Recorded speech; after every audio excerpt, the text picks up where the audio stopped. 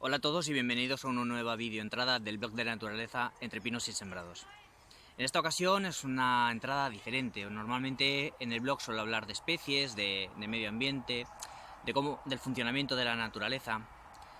Pero hoy lo que quiero explicaros, hoy os quiero leer un relato de una experiencia que me parece absolutamente increíble, de Héctor Garrido. Lo primero que quiero hacer es darle las gracias a Héctor por dejarme utilizar su relato para una entrada en mi blog. Y este relato lo que cuenta es una experiencia relacionada con la naturaleza de una manera bestial, con una especie totémica como es el lince. El blog de Héctor, donde está publicada la entrada original, es hectorgarrido-b.blogspot.com y es una entrada del año 2019. Se titula Zeus en Edimburgo y dice así: he venido hasta aquí al reencuentro de un muy querido y viejo amigo. Él está definitivamente inmóvil, detrás de una enorme vitrina. Sus ojos ya no ven, hoy son de vidrio. Habita otro país, otro clima, otro tiempo. Han pasado 18 años desde la última vez que nos vimos. Entonces era monte y hoy una ciudad. Entonces hacía mucho calor, ahora frío. Entonces era Doñana, el mítico Parque Nacional Andaluz, y hoy Edimburgo, en la fría Escocia. Entonces Zeus estaba vivo y hoy luce definitivamente estático, inmóvil, disecado. Era en torno al año 2000, y yo apenas llevaba 4 o 5 años viviendo en la casa de Martinazo, la más aislada de las viviendas que aún existían en el interior del Parque Nacional de Doñana. Yo había sido un niño, podríamos decir que salvaje. Había crecido en el campo y entendía bien ese modo de vida aislado. De hecho, no comprendí un mundo lejos de la naturaleza. Había enraizado en mí, además, un profundo sentimiento conservacionista, que guiaba mis acciones y permitía que el mundo salvaje dejara de ser un decorado para entrar a formar parte de nuestras vidas. Noé, mi hijo mayor, debía aproximarse a los 6 años, y el pequeño Iván quizá no llegaba a 2. Zeus, sin embargo, ya superaba los 11. Para un lince ibérico, 11 eran una cantidad considerable de años. En realidad todavía no se conocía bien cuánto podían vivir, y Zeus parece que, en realidad, había vivido varios años más, porque realmente hacía 11 que lo habían capturado y desde entonces portaba un collar radioemisor. Pero cuando lo capturaron ya era un adulto y no pudieron calcular su edad con certeza. Pero ya, entonces, era el lince más longevo del que se tenía constancia. Cuando la vida nos reunió en torno a Martinazo, el collar de Zeus hacía años que había dejado de emitir su señal. Su batería se había gastado y de su antena quedaba solo un muñón en espiral. Servía para saber con un golpe de vista que aquel lince era y seguía siendo Zeus, aunque su señal se hubiera extinguido de los receptores de ondas hacía muchos años. Era el lince del collar. Entiendo que debe resultar curioso que uno hable de un lince, o de un águila, o de un zorro, del mismo modo que habla de un amigo. Pero la vida en el campo tiene esa inexplicable magia, esa forma de entenderse sin palabras y entre seres distintos que, para quien no la conoce, es tan difícil de asumir. Y hay otros linces en mi vida. En otro relato tengo que contar la historia del lince H y sus 7 vidas. También podría narrar las maravillosas anécdotas de Linda, una zorrita que cría biberón y me acompañó durante mucho tiempo. O de Valentina, una grajilla que aprendió a decir su propio nombre. En fin, nunca saqué un pollito de un nido, ni separé a un cachorro de su madre, pero de una forma u otra, todo cachorro desvalido o pollito huérfano terminaba llegando a mi casa y acababa incorporándose a mi familia. Al principio de esta historia Zeus no era, en realidad, Zeus. No era ni siquiera un lince, solo eran las huellas de un lince, que aparecían cada mañana en torno a nuestra casa y al gallinero. Junto a mis hijos, sacaba moldes de escayola de aquellas huellas que nos parecían mejor plantadas y los poníamos a secar por la noche junto a la chimenea. Era una tarea que nos divertía y a la que dedicábamos muchas tardes. Con un cartoncito rodeábamos la huella y vertíamos con cuidado escayola líquida en el interior. Luego, Bastaba con dejar pasar unas horas y retirar los restos de arena y cartón. Hicimos muchísimas, y creo que debimos regalarlas casi todas porque hoy solo conservo una que, aunque envejecida y deteriorada, es testigo de esta historia. Luego Zeus fue un maullido nocturno, un grito de celo en torno a la casa, en la inmensidad de la noche. ¿Parece una expresión poética exagerada llamar inmensa a la noche? Para quien no ha vivido la noche en la naturaleza más salvaje, debe parecerlo. Pero quien ha sentido el peso del cielo sobre sí y el ruido ensordecedor del silencio, me entiende. Las personas que han vivido inmersos en la naturaleza experimentan sensaciones muy intensas, sensaciones que activan zonas de nuestros sentidos y de nuestros sentimientos que probablemente permanecían dormidas. Es por eso que a las personas de ciudad, a veces, les parecen fantasiosos nuestros relatos, pero no lo son. Gonzalo Argote de Molina, en el siglo XVI, en su discurso sobre el libro de Montería, decía: «Son tan maravillosas las cosas que acaecen en el monte que dudan muchas veces los hombres de contarlas, porque la extrañeza de ellas las hace increíbles». Y así es. En ocasiones, de noche, oíamos los aullidos y gruñidos de Zeus. Hubo una noche de luna llena en que regresaba a la casa en el Land Rover y paré, como hacía con frecuencia, a disfrutar del silencio cerca del pinar de Martín Pavón. Apagué las luces y el motor del coche y bajé a pasear y sentir sobre mí el espectáculo de la noche iluminada. Y allí mismo, a solo unos metros, tras unas matas, comenzó a maullar fuerte, bien fuerte, Zeus. Ya, por entonces, era un lenguaje bien conocido para mis oídos. Pero esta noche maullaba especialmente fuerte y seguido, y también gruñía. Pensé que lo hacía por mí, como un aviso. «No te acerques». Y me senté en la arena. Entre nosotros solo había una mata de lentisco, quizá menos de 5 o 6 metros. Y de pronto, tras su gruñido, escuché un bufido y la respuesta de un maullido distinto que nunca antes había oído. Mucho más agudo y claro, como más dulce. Zeus no estaba solo. Disfruté en absoluto silencio de aquella escena de amor felino. Imaginaba que ya no podía verlos, como Zeus le imaginaba, ya que no podía verlos, cómo Zeus le cortaba el paso a la hembra y la retenía en el lugar, cómo se rozaban, cómo jugaban al amor y cómo sucumbían definitivamente a él. Sus sonidos iban dibujando cada escena. Aquellos días hablé con los expertos en linces y en realidad poco se sabía del maullido, del gruñido, del bufido y en definitiva de la forma de comunicarse de los linces. Así me lo confirmó Miguel Delibes, que de inmediato mostró interés por la convivencia que comenzábamos a tener con los linces en aquella casita apartada en el corazón de Doñana. También, en aquellos días, telefoneé a Carlos de Hita, un excelente sonidista de la naturaleza, y cuando le describí aquellos maullidos nocturnos, cogí el primer tren disponible desde Madrid para intentar grabar los linces de Doñana. Luego, su estancia se convirtió en maravillosas noches al calor de la chimenea de Martinazo mientras los linces guardaban silencio. Es probable que ya hubieran completado su ciclo amoroso por aquellas fechas. Conforme transcurrían los días y las noches en la casa de Martinazo, la aparición de huellas y señales de presencia del lince se fueron haciendo más frecuentes, hasta que acabaron siendo diarias. Estaba claro que ya el lince vivía con nosotros. Y fue entonces cuando una noche sentí mucho revuelo en el gallinero. Alarmado, abrí la puerta de la casa con precaución y salí al exterior lentamente y agachado, ocultándome detrás de un pequeño muro que me llevaba hasta el gallinero. Había mucha luna, creo que también luna llena. Al llegar frente al gallinero, me fui levantando muy lentamente hasta que asomé mis ojos sobre el muro. No había nada que se moviera frente a mí. Las gallinas aún se quejaban y buscaban un nuevo acomodo tras el susto que parecían haber pasado. Me quedé apoyado en el muro, apenas asomado, en absoluto silencio, mientras vigilaba al gallinero. Pasaron muchos minutos sin que nada se moviera, cuando percibí un brillo.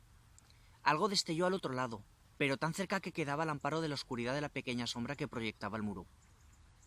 Y se movía ligeramente. Sentí un escalofrío de emoción al comprender que eran los ojos de Zeus, que permanecían clavados en los míos a poco más de 1 metro de distancia. El lince me llevaba observando desde el primer momento, con extrañeza, pero sin miedo, oculto por las sombras. Allí permanecí inmóvil sintiendo tantas cosas bellas como se pueden sentir en ese momento. Por primera vez, Zeus tuvo forma y tamaño, aunque aún carecía de color. Me pareció enorme. Estuvimos así un buen rato hasta que decidió levantarse y volver hacia el gallinero. En algún momento se puso de patas y golpeó la malla para susto de las gallinas, que se alborotaron, gritaron y aletearon. Ahora estaba claro que Zeus debía haber sido la causa de la desaparición de alguna de las gallinas en los días anteriores. Así que al amanecer salimos a buscar restos por el entorno e inmediaciones e inmediatamente encontramos las señales, las plumas y lo poco que había quedado de las gallinas de Noé. Porque tengo que aclarar que aquel gallinero era el mundo de pasión de mi hijo, que conocía cada gallina por su nombre y que pasaba una buena parte de su tiempo cuidándolas, pastoreándolas o acariciándolas. Sí, a aquellas gallinas les gustaban las caricias de Noé.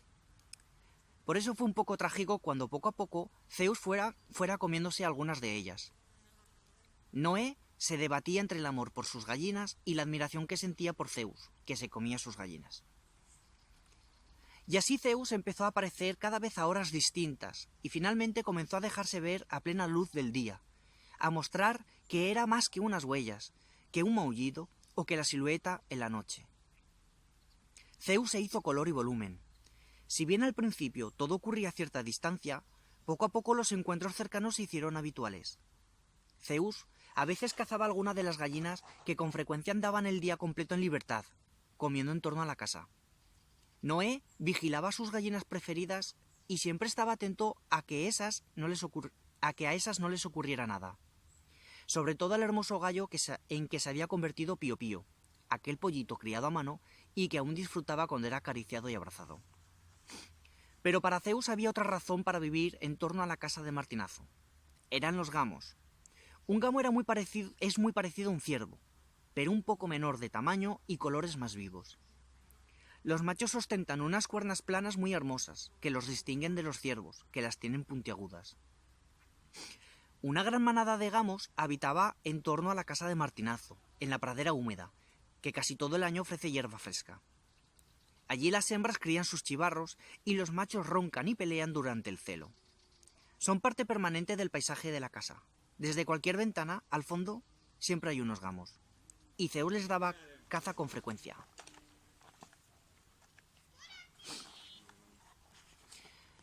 Un lince cazando gamos es, en realidad, una rareza, ya que el alimento básico de los linces es, en realidad, el conejo.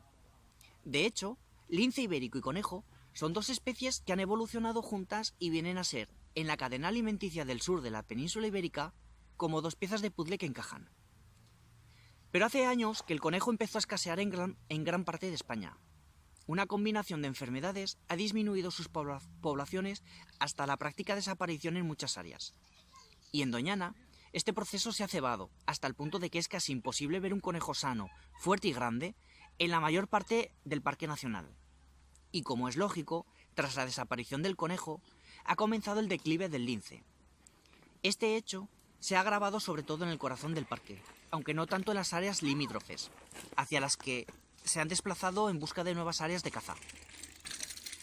Pero Zeus, con muchos años a sus espaldas, no había abandonado su viejo territorio. Había sustituido conejos por gamos, y así lograba sobrevivir. En realidad, todo este tema de la alimentación de Zeus levantó mucha polémica, porque había quien defendía que aún quedaban conejos suficientes, pero que Zeus era demasiado viejo para darles caza, y que prefería las piezas mayores, a las que podía ver mejor en la distancia. Se decía también que debido a la edad, podría incluso estar perdiendo la vista, quizás por unas cataratas incipientes. Pero lo cierto es que cazaba gamos, sobre todo hembras y jóvenes, aunque en alguna ocasión atacó a algún macho. En una ocasión incluso lo vi comiéndose una cierva que acababa de matar, un poco más al norte, en Hato Grande. Era un lince que se había especializado en cazar presas de gran tamaño. Y un día, como tantos, regresaba a la casa de Martinazo en el Land Rover, cuando me encontré de improviso con una visión que ha quedado fuertemente grabada en mi memoria y que me produjo verdadero terror. Zeus, el lince Zeus, estaba encarado, frente a frente, con mi hijo pequeño Iván, a solo unos centímetros de su cara. Estaba dándole caza a mi hijo de 2 años. Iván solía jugar con esa edad en un cercadito que le había construido dentro del jardín, junto a la puerta de la casa. Allí tenía sus juguetes siempre a mano y se sentía seguro, mientras andábamos en nuestras cosas. Su hermano Noé, 4 años mayor, solía andar con los caballos o las gallinas. Zeus debía andar observándolos a los dos desde hacía tiempo, según pude deducir después. Al fin y al cabo, un niño es de menor tamaño que un ciervo o que un gamo y, sobre todo, corre mucho menos. Por tanto, era cuestión de tiempo que Zeus intentara probar suerte. Es simple, ahora lo entiendo. Es un predador y mis hijos eran posibles presas. Pero nosotras nunca nos detuvimos a pensar que algo así pudiera llegar a suceder.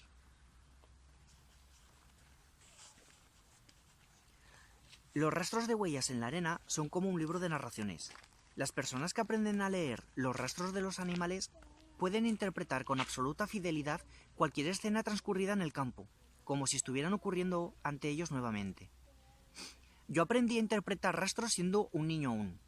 Los guardas forestales de las marismas de Odiel, donde me crié, se volcaron en desvelarme muchos de sus misterios. Yo pasaba días completos con ellos acompañándolos en sus rondas, aprendiendo la gramática del monte, la ortografía del campo, los mensajes ocultos de la naturaleza. Y, en consecuencia, fue muy sencillo recomponer lo que ahora voy a relatar. Todo estaba ahí, escrito en la arena. Aquella tarde Zeus había estado paso a paso acechando a Iván, mientras él jugaba en su cercado. Había hecho la aproximación completa y se había situado en la cancela de entrada, que estaba abierta. Por suerte, allí se había detenido brevemente. Quizás oyó mi Land Rover que se aproximaba justo en ese momento, o a lo mejor dudó en el último instante, ante la presencia de aquella presa con apariencia de pequeño humano. Zeus se sentó un instante, el instante previo al salto. Pero Iván oyó y reconoció el motor de mi coche y soltó sus juguetes para acudir a mi encuentro, pasando de estar agachado a 4 patas a erguirse sobre 2 piernas y caminar hacia la cancela de entrada. Y para sorpresa de Zeus, quizá por primera vez en su larga vida, su presa se dirigió justo hacia él, que seguía sentado en la entrada. Ahí es cuando, desde la ventanilla del coche, veo la escena y me doy cuenta enseguida de lo que estaba ocurriendo. Y, aún con el vehículo en marcha, me tiro y salgo corriendo aterrorizado y gritándole a Zeus: ¡Déjalo! ¡Déjalo! Y a Iván: ¡Corre! ¡Corre a la casa! Pero Iván y Zeus parecían petrificados, el uno frente al otro, con sus ojos clavados. Fue un instante eterno para mí. Duró tanto que parecía que nunca llegaría hasta ellos. Sin duda, el tiempo se detuvo para mí mientras corría. Bruscamente, la cara de Iván cambió y se transformó en pánico. Se giró y comenzó a correr hacia la casa a buscar a su madre. Zeus se levantó, volvió la cabeza y me miró molesto, cuando ya casi llegaba a él. Y con la parsimonia de quien se sabe el gran cazador, comenzó a caminar hacia el llano, con paso ágil, pero sin correr. Fui tras él y a cada pocos pasos se volvía y me gruñía, pero nunca huyó corriendo. Unos cientos de metros más allá desapareció en la maleza y regresé a toda velocidad a la casa. Dentro de la casa, Iván lloraba desconsolado en los brazos de su madre, que no entendía nada de lo que pasaba. Iván, que apenas sabía hablar, solo acertaba a decir algo sobre las orejas, creo que refiriéndose a los pinceles largos que el lince tiene en las orejas. Pero él lloraba y lloraba, sin consuelo. Yo aún tendría que esperar 18 años más para poder entender completamente su llanto. Muchas veces vamos dejando pendientes conversaciones y en ocasiones la vida te regala, mucho tiempo después, la posibilidad de retomarlas. A partir de ese día tuvimos que poner límites a Zeus y vigilancia a Noé y a Iván. Ya por aquellas fechas, Zeus había llegado a aparecer durmiendo la siesta a media tarde en nuestro jardín, aprovechando el fresco de ese rincón. Zeus había amanecido junto al coche en la mañana. Zeus desde la ventana de la cocina. Zeus caminando entre nosotros. Zeus a cualquier hora. Y empezamos a delimitar los espacios de cada cual. Pronto comprendió que había sitios que no le pertenecían y así pudimos seguir conviviendo. Pero Iván comenzó a tener miedos sobrevenidos a cualquier hora del día y pesadillas terribles que le hacían gritar en medio de la noche. Pudimos saber que soñaba que un lince, en su forma de hablar de infantil era un licen, entraba a la casa por la ventana del baño. Nos hacía entender que los ojos del lince le daban terror. Pasamos muchas noches consolándolo antes de encontrar una hermosa e imaginativa solución a su trauma. Aquella primavera había nacido Esperanza. El equipo de investigadores de carnívoros de la Estación Biológica de Doñana había ido a marcar una camada recién nacida de linces en el Coto del Rey, el área norte de Doñana.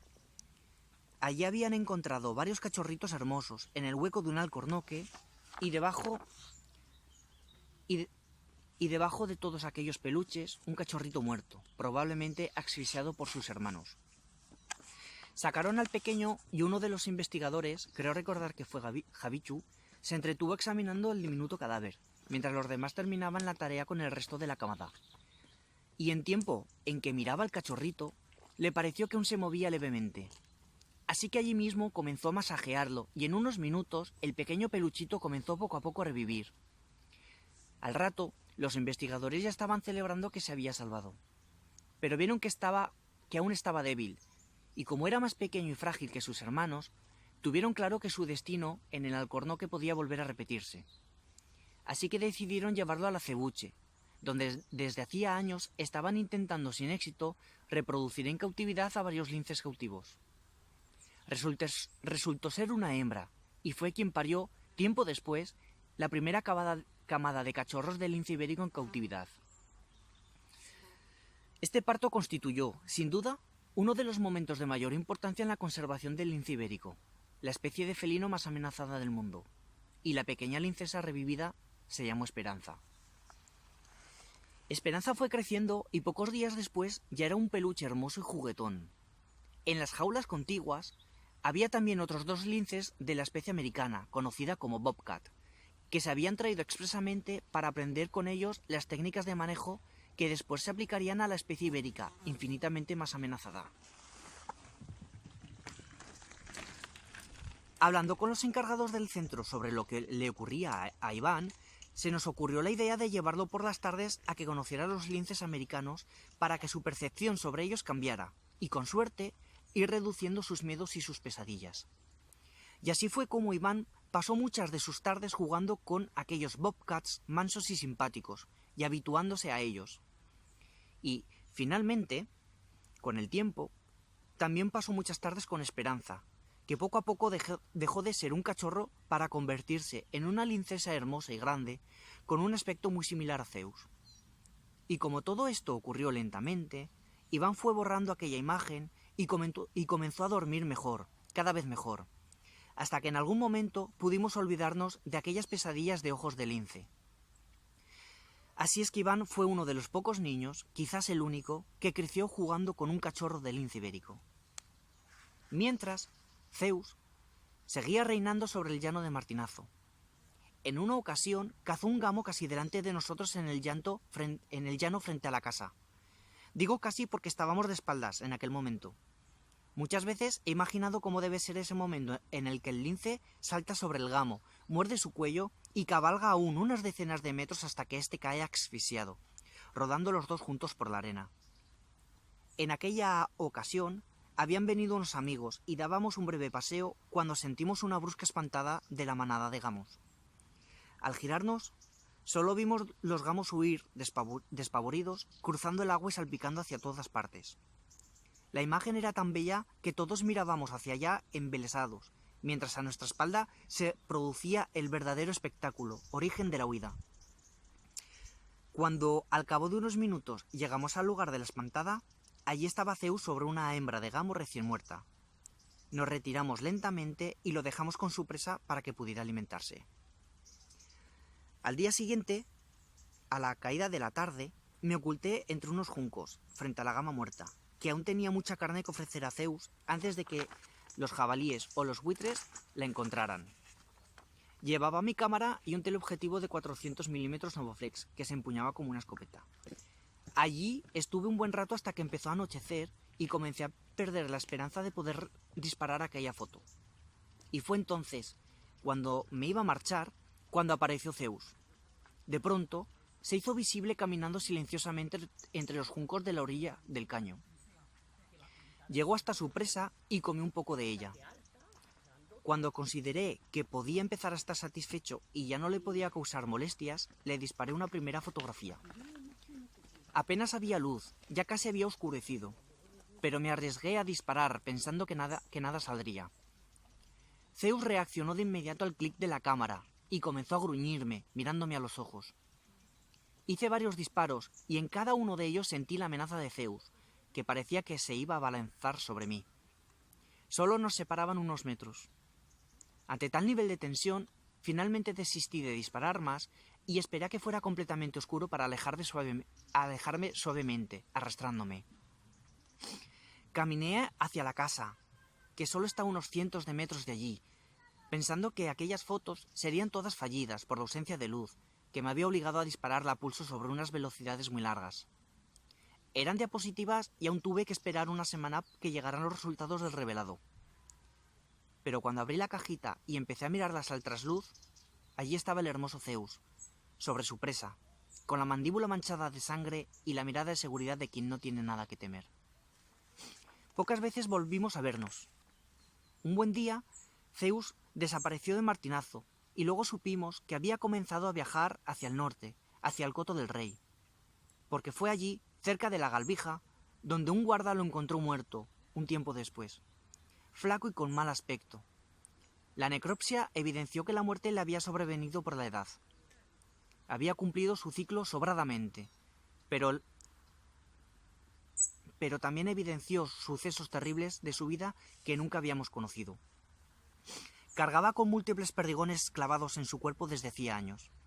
Por las diferencias de calibre, se pudo deducir que había sido disparado por cazadores varias veces a lo largo de su vida.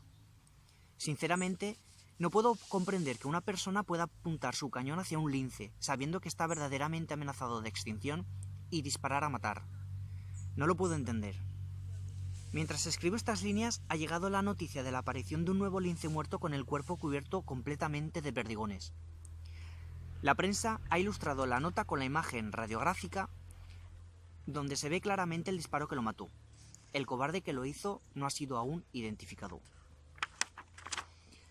Han pasado 18 años desde aquellos años con Zeus en Doñana,